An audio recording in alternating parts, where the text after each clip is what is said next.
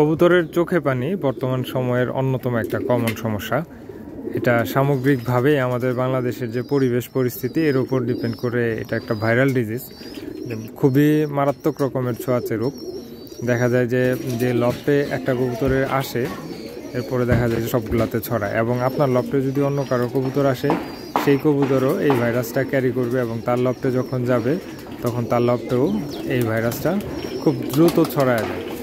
তো এই ভাইরাল যে ডিজিজটা, এটা থেকে কিভাবে কিউর করব, আমাদের কবুতরকে সুস্থ সবল রাখবো, বা হয়ে গেলে কি ধরনের সমাধান পাওয়া যায়, তার উপর ভিত্তি করে আজকের ভিডিও। আশা করি ভিডিওটা অনেক ইম্পর্টেন্ট হতে যাচ্ছে। সবাই ধৈর্য সহকারে পরিপূর্ণ ভিডিও দেখলে আশা করি নতুন কিছু শিখতে পারবো আমরা। যাই হোক, দেখতে পাচ্ছেন এই যে থরের একটা কবুতর, এরও কিন্তু এক চোখ ভিতরে চলে গেছে, অর্থাৎ দেখা যায় যে ওয়ান আই কোল্ড বলে অনেকে বলে চোখে পানি বা চোখে ছানি, বিভিন্ন ধরনের প্রবলেম আমরা বিভিন্ন নামে বলে থাকি এদেরকে।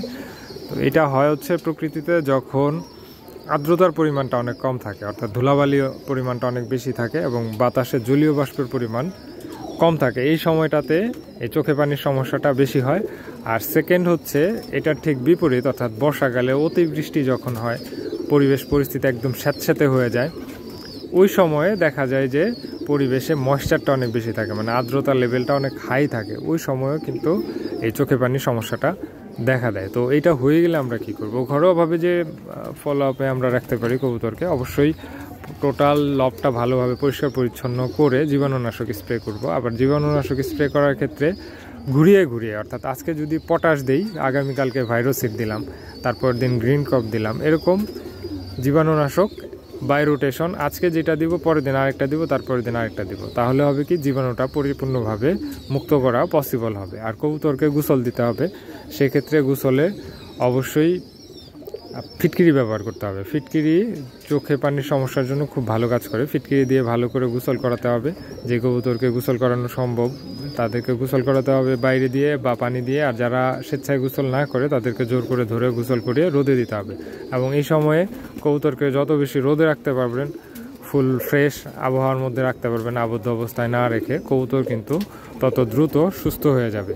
আর যদি মেডিকেশনের কথা বলি, সেক্ষেত্রে যদি আপনার অল্প কবুতর হয়ে থাকে, সেক্ষেত্রে মানুষের ফার্মেসিতে ডক্সিক্যাপ নামে একটা ক্যাপসুল পাবেন, ডক্সিসাইক্লিন গ্রুপের।